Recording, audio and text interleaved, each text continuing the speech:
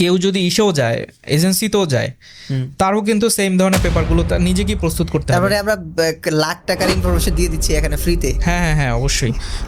এইটার জন্য এজেন্সি আমার সাথে যারাই যোগাযোগ করে, আমি তো এরকম করি যে দরকার হলে পার্সোনালি তাদেরকে সাজেশন দেই। আচ্ছা, তুমি কি এই পডকাস্টের মাধ্যমে যদি কোনো স্টুডেন্ট দেখে তোমার সাথে, তোমার সাথে যদি পার্সোনালি ডিসকাস করতে যায়, হেল্প চাই, তুমি কি তাকে হেল্প করবা? অবশ্যই। আমি এরকম অনেক স্টুডেন্টকে হেল্প করছি যারা ফেসবুক থেকে, গ্রুপ থেকে আমাকে নক দিত, তাদেরকে আমি অনেককে গাইড করছি এবং তারা এখন অলরেডি অনেকেই চায়নাতে আছে। তোমার যে স্কলারশিপের ব্যাপারটা, এটার স্টেপ বাই স্টেপটা কি ছিল? মানে বলে কিভাবে তুমি প্রসেসিংটা করেছো বা কিভাবে শুরুটা হয়েছে, তুমি কি এটা বলবে? তাহলে হচ্ছে আমাদের নতুন যারা স্টুডেন্ট আছে, যারা চায়নামুখী হইতে চায়, চায়নাতে বা উচ্চশিক্ষার জন্য দেশের বাহিরে কোথাও যাইতে চায়, তাদের জন্য হয়তো এটা হেল্পফুল হইবে অনেক। হ্যাঁ, চায়নাতে অ্যাপ্লিকেশনের যে প্রসিজারটা আছে এইটা আর কাইন্ড অফ ইউএসের যে প্রসিজারটা মোটামুটি একই রকম। মানে প্রক্রিয়াটা একরকম আর কি। সেটা হলো যে ব্যাচেলার শেষ করার আগে অথবা শেষ করার পর প্রথমে যেটা করতে হয়, যদি আমি যেহেতু মাস্টার্সে ওখানে পড়াশোনা করছি, তাই মাস্টার্স এবং পিএইচডি এই ফোকাসটা আমি একটু বেশি করি। পরে না হয় ব্যাচেলার প্রোগ্রামটার কথা বলবো। ওকে।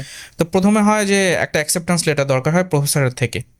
যেমন আমি যখন অ্যাপ্লাই করতে যাচ্ছি তখন আমি আমার সিভি, আমি আমার সব কিছু হচ্ছে আমার যে চাইনিজ প্রফেসর আমার ইউনিভার্সিটির, ওনাকে আমি মেল করে পাঠাইছি। মেল করে পাঠানোর পর উনি আমাকে দেখছে যে আমি তার ল্যাবে কাজ করতে পারবো কিনা বা সেই ধরনের অ্যাবিলিটি আমার আছে কিনা। এরপর হচ্ছে উনি আমাকে মেলে রিপ্লাই দিছে।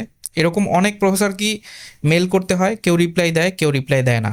যার ইন্টারেস্ট হয় স্টুডেন্টদের প্রতি সে রিপ্লাই দেয়। তো এভাবে আমি বেশ কয়েকজন প্রফেসর থেকে মেল পেয়েছিলাম।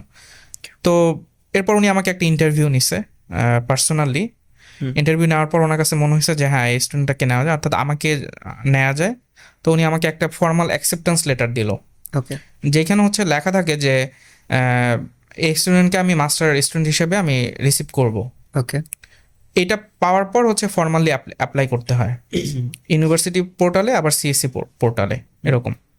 আচ্ছা, এইখানে বিভিন্ন থার্ড পার্টি কোম্পানিগুলি আছে বাংলাদেশে, যে যারা স্টুডেন্টদেরকে উচ্চশিক্ষার জন্য বিদেশে পাঠায়। এই ধরনের কোনো হচ্ছে এজেন্সির মাধ্যমে কি, তাহলে কি এটা আমি নিজেই করতে পারবো রিসার্চ করে একটু, বা আমি কি কোনো এজেন্সি ধরবো যেখানে আমাকে অনেক বেশি টাকাও দিতে হবে তাদের কাছে? না না, এটা মোটেই আমি কখনোই সাপোর্ট করি না যে চায়নাতে গেলে কেউ এজেন্সির মাধ্যমে যাক।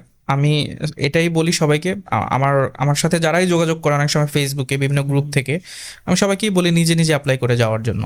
এবং এটা শুধুমাত্র টাকা নষ্ট? হ্যাঁ, শুধুমাত্র টাকা নষ্ট। আচ্ছা, তুমি যে স্কলারশিপটা যে পেয়েছো, এখানে তুমি ফাইন্যান্সিয়ালি কতটা বেনিফিটেড হইছো বা ইউনিভার্সিটি শেষ আচ্ছা, করছো? এটা হলো যে আমি তো বললাম যে এটা ফুল ফান্ডেড স্কলারশিপ ছিল।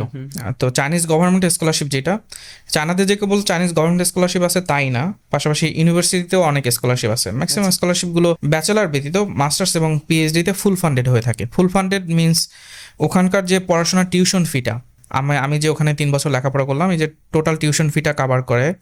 তারপর হচ্ছে মেডিকেল ইন্স্যুরেন্স, যেটা ওখানে মেডিকেল ইন্স্যুরেন্সটা কভার করে।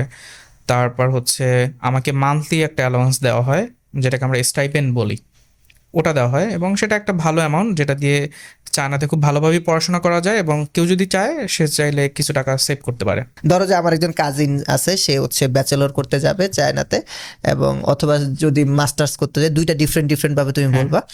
স্টেপ বাই স্টেপ যদি তুমি বলো যে তার কি গাইডেন্স ফলো করতে হবে, কিভাবে সে যেতে পারে, এবং তার হচ্ছে যদি ফুল পেইড স্কলারশিপ যদি না থাকে কত টাকা কস্ট চাইতে পারে। আচ্ছা, আমি তাহলে প্রথমে ব্যাচেলর দিয়ে শুরু করি। শিওর। কেউ যদি ব্যাচেলারে যেতে চায় চায়নাতে, তাকে প্রথমে হচ্ছে এখন একটা এক্সাম থাকে, এটা হচ্ছে সিএসসি এক্সাম।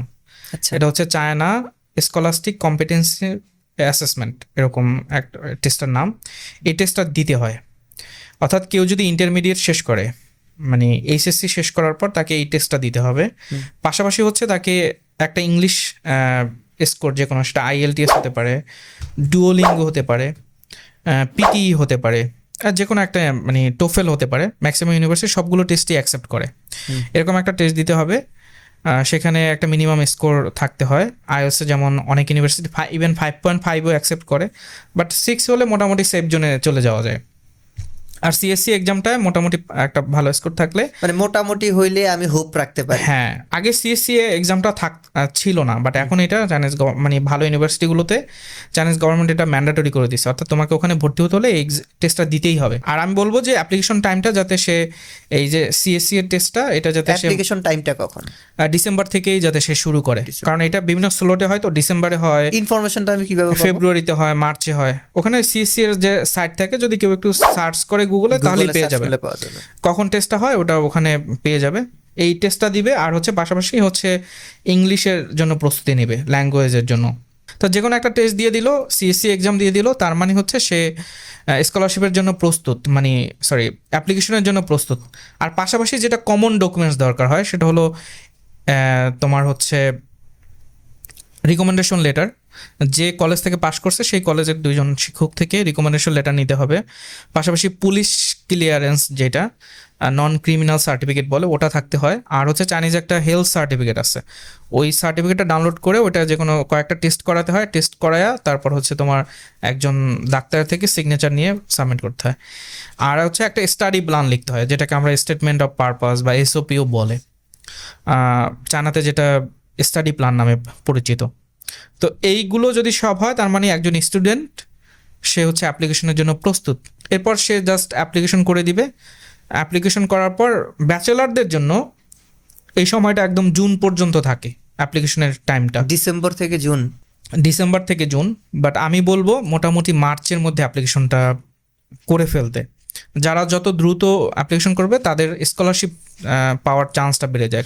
তার মানে কি এই ব্যাপারটা জানতে হইলে আমার হচ্ছে একটু গুগলে রিসার্চ করতে হইব, রিসার্চ করে হচ্ছে এক্সামের টাইমটা বের করতে হইব, অ্যাপ্লিকেশনের টাইমটা বের করে হ্যাঁ সেখানে ওই যে বললাম যে পাসপোর্ট যদি থাকে, তারপর অন্যান্য যে পেপারগুলোর কথা একটু আগে বললাম, এই পেপারগুলো থাকলে সে খুব সহজেই অ্যাপ্লিকেশন করে ফেলতে পারবে। এবং এই জন্য এই পেপারগুলো কিন্তু কেউ যদি ইসেও যায়, এজেন্সিতেও যায়, তারও কিন্তু সেম ধরনের পেপারগুলো নিজেকেই প্রস্তুত করতে হবে। তারপরে আমরা লাখ টাকার ইনফরমেশন দিয়ে দিচ্ছি এখানে ফ্রিতে। হ্যাঁ হ্যাঁ হ্যাঁ অবশ্যই।